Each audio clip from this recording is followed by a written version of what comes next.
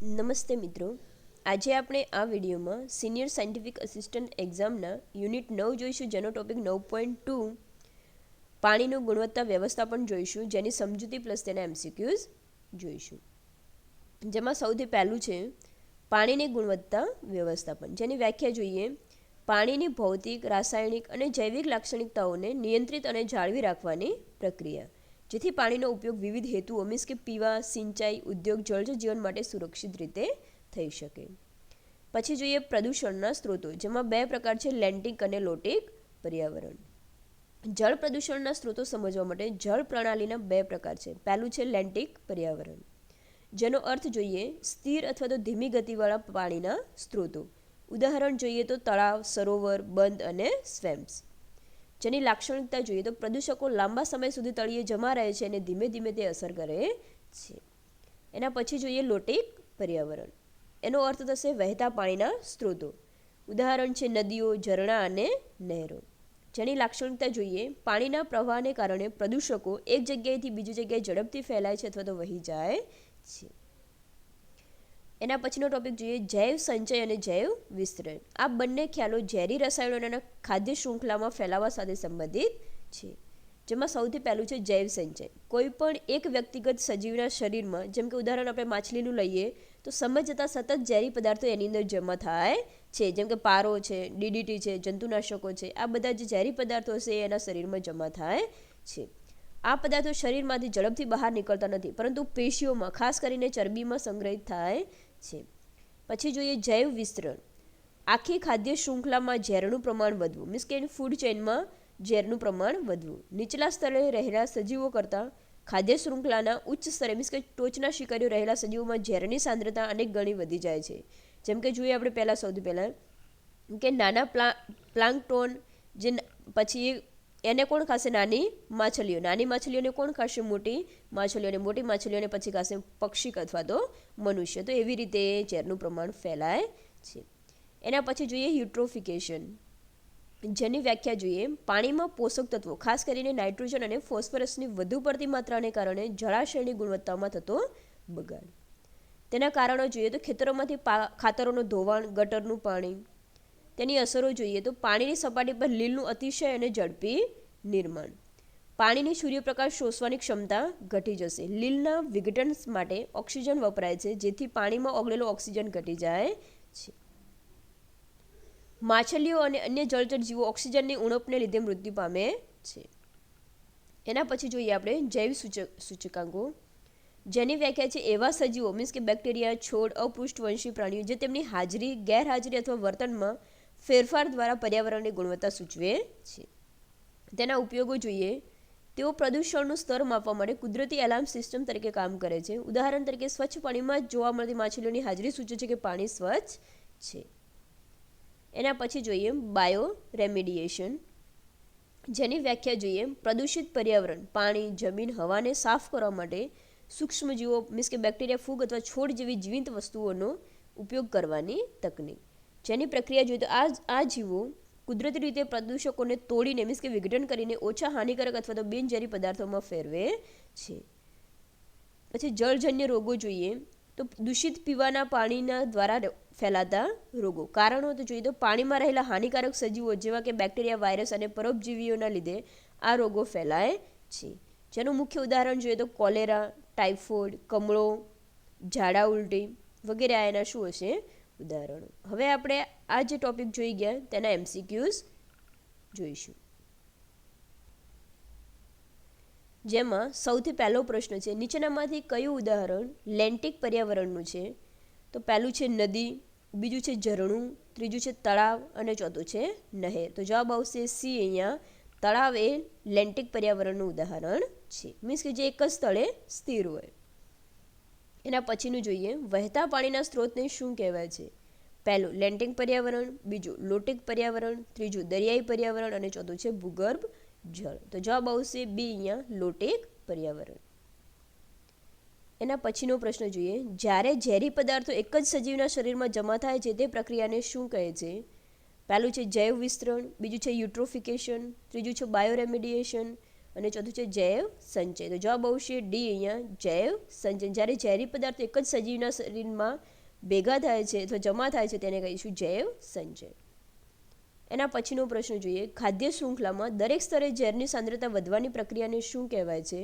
પહેલું છે જૈવ સંચય, બીજું છે જૈવ વિસ્તરણ, ત્રીજું છે જૈવ સૂચક અને ત્રીજું છે વિઘટન. તો જવાબ આવશે બી અહીંયા જૈવ વિસ્તરણ. કારણ કે ખાદ્ય શૃંખલામાં દરેક સ્તરે જે ઝેરની સાંદ્રતા વધવાની પ્રક્રિયા છે તેને આપણે જૈવ વિસ્તરણ કહીશું.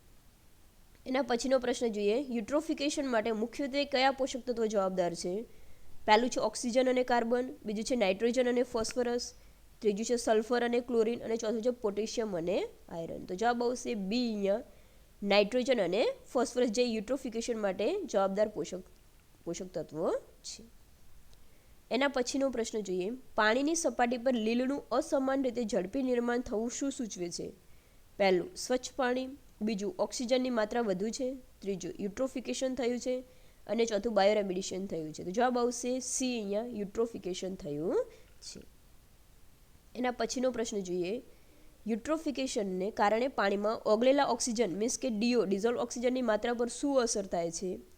પહેલું છે વધે છે, બીજું ઘટે છે, ત્રીજું કોઈ ફેર પડતો નથી અને ચોથું છે અસ્થિર રહે છે. જવાબ આવશે બી અહીંયા ઘટે છે. ઓક્સિજનની માત્રા શું થશે? ઓગળેલા ઓક્સિજનની માત્રા ઘટે છે.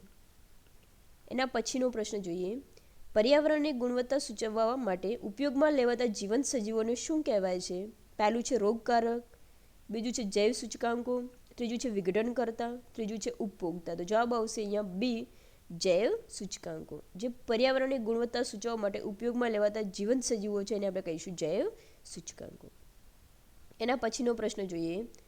પાણીમાંથી પ્રદૂષકો દૂર કરવા માટે સૂક્ષ્મજીવોનો ઉપયોગ કરવાની પ્રક્રિયા શું કઈ છે? પહેલું છે યુટ્રોફિકેશન, બીજું છે જૈવ વિસ્તરણ, ત્રીજું છે બાયોરેમિડિએશન, ચોથું છે ક્લોરિનેશન. તો જવાબ આવશે સી અહીંયા બાયોરેમિડિએશન. મીન્સ કે પાણીમાંથી પ્રદૂષકો દૂર કરવા માટે સૂક્ષ્મજીવોનો ઉપયોગ જે કરવાની જે પ્રક્રિયા છે એને આપણે શું કહીશું? બાયોરેમિડિએશન. એના પછીનો પ્રશ્ન જોઈએ. નીચેનામાંથી કયો જળજન્ય રોગ નથી? પહેલું છે કોલેરા, બીજું છે ટાઇફોઇડ, ત્રીજું છે કમળો અને ચોથું છે મેલેરિયા. તો જવાબ આવશે ડી અહીંયા મેલેરિયા જે જળજન્ય રોગ નથી. એના પછીનો પ્રશ્ન જોઈએ. કયા રોગનો ફેલાવો દૂષિત પાણી દ્વારા થાય છે? પહેલું છે શરદી, ડાયાબિટીસ, ત્રીજું છે મરડો અને ચોથું છે કેન્સર. તો જવાબ આવશે સી અહીંયા મરડો. એના પછીનો પ્રશ્ન જોઈએ. લેન્ટિક શબ્દનો અર્થ શું થાય છે? પહેલું છે વહેતું, બીજું છે ખારું, ત્રીજું છે ગરમ અને ચોથું છે સ્થિર. તો જવાબ આવશે ડી અહીંયા સ્થિર જે એક જગ્યાએ સ્થિર, જેમ કે તળાવને બધા ઉદાહરણ આપણે જોયા હતા. એના પછીનો પ્રશ્ન જોઈએ. નદીના પાણીમાં ઓક્સિજનનું સ્તર ઓછું થવાનું મુખ્ય કારણ શું હોઈ શકે? પહેલું છે માત્ર વરસાદ, બીજું ઔદ્યોગિક કચરાનો નિકાલ, ત્રીજું સૂર્યપ્રકાશ અને ચોથું દરિયાઈ મોજા. તો જવાબ આવશે બી અહીંયા ઔદ્યોગિક કચરાનો નિકાલ. એના પછીનો પ્રશ્ન જોઈએ. જૈવ વિસ્તરણની સૌથી વધુ અસર ખાદ્ય શૃંખલામાં ક્યાં જોવા મળે છે? પહેલું છે ઉત્પાદકોમાં, બીજું છે પ્રાથમિક ઉપભોક્તામાં, ત્રીજું છે દ્વિતીય ઉપભોક્તામાં અને ચોથું છે સર્વોચ્ચ ઉપભોક્તા. તો જવાબ આવશે ડી અહીંયા સર્વોચ્ચ ઉપભોક્તા. એના પછીનો પ્રશ્ન જોઈએ. બાયોરેમિડિએશનમાં મુખ્યત્વે કોનો ઉપયોગ થાય છે? પહેલું છે ભારે ધાતુઓનો, બીજું છે રાસાયણિક ખાતરોનો, ત્રીજું છે બેક્ટેરિયા અને ફૂગનો અને ચોથું છે મોટા યાંત્રિક ફિલ્ટરનો. તો જવાબ આવશે સી અહીંયા બાયોરેમિડિએશનમાં મુખ્યત્વે બેક્ટેરિયા અને ફૂગનો ઉપયોગ થાય છે. એના પછીનો પ્રશ્ન જોઈએ. કયા પ્રકારના પ્રદૂષકો ચરબીમાં દ્રાવ્ય હોય છે અને જૈવ સંચય કરે છે? પહેલું છે કાર્બિક પદાર્થો, બીજું છે ભારે ધાતુઓ અને જંતુનાશકો, ત્રીજું છે ક્ષાર અને ચોથું છે પાણીમાં દ્રાવ્ય વિટામિન. તો જવાબ આવશે બી અહીંયા ભારે ધાતુઓ અને જંતુનાશકો. એના પછીનો પ્રશ્ન જોઈએ. નીચેનામાંથી કયું લોટિક પર્યાવરણનું લક્ષણ છે? પહેલું પોષક તત્વોનું ઝડપી પરિભ્રમણ, બીજું સ્થિર પાણીનું સ્તર, ત્રીજું ઓક્સિજનનું નીચું સ્તર અને ચોથું વધુ પડતી લીલ. તો જવાબ આવશે એ અહીંયા પોષક તત્વોનું ઝડપી પરિભ્રમણ. એના પછીનો પ્રશ્ન જોઈએ. પાણીની ગુણવત્તા વ્યવસ્થાપનનો મુખ્ય ઉદ્દેશ્ય શું છે? પહેલું માત્ર ઉદ્યોગો માટે પાણી પૂરું પાડવું, બીજું પાણીનો જથ્થો વધારવા માટે, ત્રીજું પાણીને માનવીય વપરાશ અને ઇકોસિસ્ટમ માટે સુરક્ષિત રાખવું, ચોથું માત્ર વીજળી ઉત્પન્ન કરવી. તો જવાબ આવશે સી અહીંયા પાણીને માનવીય વપરાશ અને ઇકોસિસ્ટમ માટે સુરક્ષિત રાખવું. એના પછીનો પ્રશ્ન જોઈએ, યુટ્રોફિકેશનના પરિણામે જળાશયમાં કઈ સ્થિતિ સર્જાય છે? પહેલું, પાણી સ્ફટિક જેવું સ્વચ્છ બને છે. બીજું, પાણીની ગંધ સુધરે છે. ત્રીજું, પાણીનો રંગ લીલો ભૂરો થઈ જાય છે અને ગંધાય છે. ચોથું, માછલીઓની વસ્તી વધે છે. તો જવાબ આવશે સી અહીંયા, પાણીનો રંગ લીલો ભૂરો થઈ જાય છે અને ગંધાય છે. એના પછીનો પ્રશ્ન જોઈએ, ટાઇફોઇડ રોગ માટે જવાબદાર સૂક્ષ્મજીવ કયો છે? પહેલું છે વાયરસ, બીજું છે બેક્ટેરિયા, ત્રીજું છે ફૂગ અને ચોથું છે પરપજીવી કીડા. તો જવાબ આવશે બી અહીંયા, ટાઇફોઇડ માટે જવાબદાર સૂક્ષ્મજીવ છે બેક્ટેરિયા. એના પછીનો પ્રશ્ન જોઈએ, ખેતીવાડીમાંથી રસાયણોનો પ્રવાહ કયા પ્રકારના પ્રદૂષણનું ઉદાહરણ છે? પહેલું છે માત્ર ઔદ્યોગિક પ્રદૂષણ, બીજું પોષક તત્વોનું પ્રદૂષણ, ત્રીજું ગરમીનું પ્રદૂષણ અને ચોથું ધ્વનિ પ્રદૂષણ. તો જવાબ આવશે બી અહીંયા, પોષક તત્વોનું પ્રદૂષણ જે યુટ્રોફિકેશન કરે છે. એના પછીનો પ્રશ્ન જોઈએ, કયા જૈવ સૂચકાંકોને ઉપયોગ સામાન્ય રીતે પાણીની ગુણવત્તા ચકાસવા માટે થાય છે? પહેલું છે મનુષ્ય, બીજું છે ચોક્કસ પ્રકારની માછલીઓ અને જળચર જીવાત, ત્રીજું છે પક્ષીઓ અને ચોથું છે મોટા વૃક્ષો. તો જવાબ આવશે અહીંયા બી, ચોક્કસ પ્રકારની માછલીઓ અને જળચર જીવાત. એના પછીનો પ્રશ્ન જોઈએ, બાયોરેમેડિએશન ટેકનિક ખાસ કરીને શેની સફાઈ માટે અસરકારક છે? પહેલું છે કિરણોત્સર્ગી કચરો, બીજું છે પ્લાસ્ટિક કચરો, ત્રીજું તેલ ફેલાવો અને કાર્બનિક પ્રદૂષકો અને ચોથું છે કાચનો ભંગાર. તો જવાબ આવશે સી અહીંયા, તેલ ફેલાવો અને કાર્બનિક પ્રદૂષકો. એના પછીનો પ્રશ્ન જોઈએ, કોલેરા થવાનું મુખ્ય કારણ શું છે? પહેલું, મચ્છર કરડવાથી, બીજું દૂષિત ખોરાક અને પાણીથી, ત્રીજું હવા પ્રદૂષણથી અને ચોથું છે અવાજ પ્રદૂષણ. તો જવાબ આવશે બી અહીંયા, દૂષિત ખોરાક અને પાણીથી. એના પછીનો પ્રશ્ન જોઈએ, જળ વ્યવસ્થાપનમાં પાણીની ગુણવત્તા શબ્દમાં શાનો સમાવેશ થાય છે?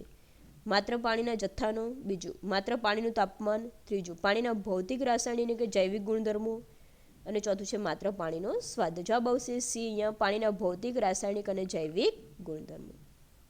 એના પછીનો પ્રશ્ન જોઈએ, નીચેનામાંથી કયું પરિબળ યુટ્રોફિકેશનને પ્રોત્સાહન આપે છે? પહેલું છે પાણીમાં ઓક્સિજન ઉમેરવો, બીજું જળાશયની આસપાસ જંગલો વાવવા, ત્રીજું ડિટર્જન્ટ અને ગટરનું પાણી જળાશયમાં છોડવું અને ચોથું છે માછલી પકડવી. તો જવાબ આવશે સી અહીંયા, ડિટર્જન્ટ અને ગટરનું પાણી જળાશયમાં છોડવું એ યુટ્રોફિકેશનને પ્રોત્સાહન આપે છે.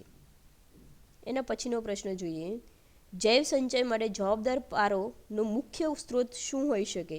પહેલું છે કુદરતી વરસાદ, બીજું છે કોલસા આધારિત પાવર પ્લાન્ટ્સ અને ઔદ્યોગિક પ્રદૂષણ, ત્રીજું છે કૃષિ ખાતરો અને ચોથું છે દરિયાઈ મીઠું.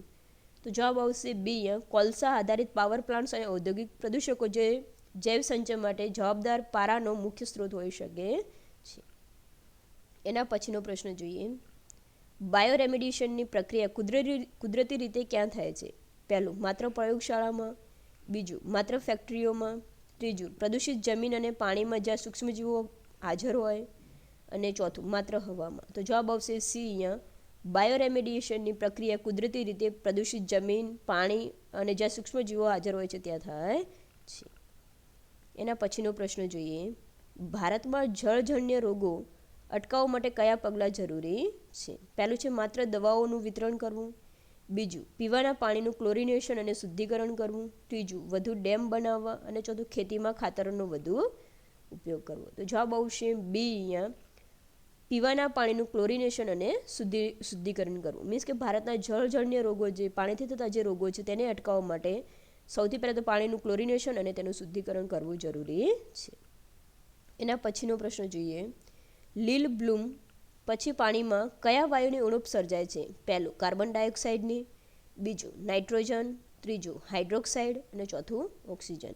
તો જવાબ આવશે અહીંયા ડી, લીલ બ્લૂમ પછી પાણીમાં ઓક્સિજનની ઉણપ સર્જાય છે.